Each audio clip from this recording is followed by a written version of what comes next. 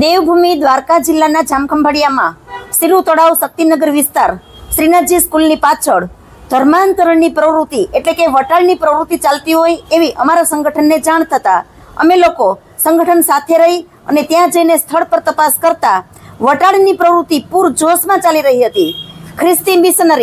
ખ્રિસ્તી મિશનરીની સંસ્થા તેના પતિ પત્ની કપલ દીપક વિશ્વકર્મા અને દીપા વિશ્વકર્મા આ કપલ દ્વારા વટાળની પ્રવૃત્તિ ચાલતી હતી. વટાળની પ્રવૃત્તિમાં મોટા ભાગે ગોધરા અને મધ્યપ્રદેશના જે ગરીબ અને ખૂબ જ પછાત અને અશિક્ષિત કોમ છે તે લોકોને ટાર્ગેટ બનાવવામાં આવ્યા. આ લોકો જ્યારે અમે સ્થળ પર ગયા ત્યારે લગભગ ગોધરા અને મધ્યપ્રદેશના 35 જણા સ્ત્રી પુરુષો હતા.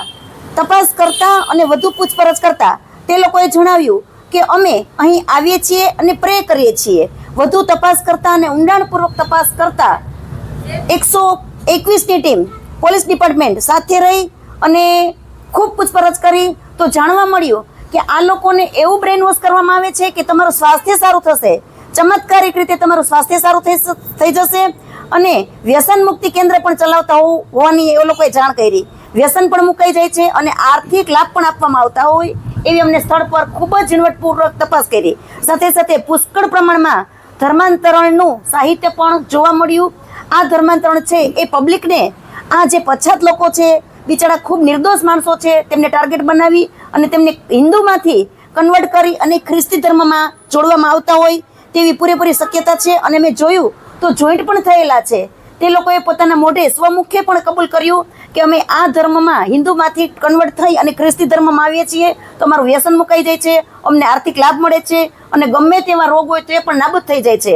આ રીતે વટાળની પ્રવૃત્તિનો અમે સખત વિરોધ કરી અને સંગઠને ખૂબ વિરોધ કર્યો. વિશ્વ હિન્દુ પરિષદ જિલ્લા ઉપાધ્યક્ષ તરીકે હું કિરણબેન સરબદડીએ પણ ત્યાં ખૂબ ઝીણવટપૂર્વક તપાસ કરી ત્યારે વટાળની પ્રવૃત્તિ સામે આવી. સંગઠન છે, મારું સંગઠન છે અને હિન્દુ ધર્મપ્રેમી ખૂબ જનતા સાથે ગઈ અને હિન્દુ ધર્મપ્રેમી જનતાએ ખાસ વિરોધ નોંધાવ્યો. પોલીસ ડિપાર્ટમેન્ટને સાથે રાખી અને આજ રોજ ફરિયાદ પણ નોંધવામાં આવી છે. મારા નામ જોગ પર મેં ફરિયાદ પણ આપી દીધી છે.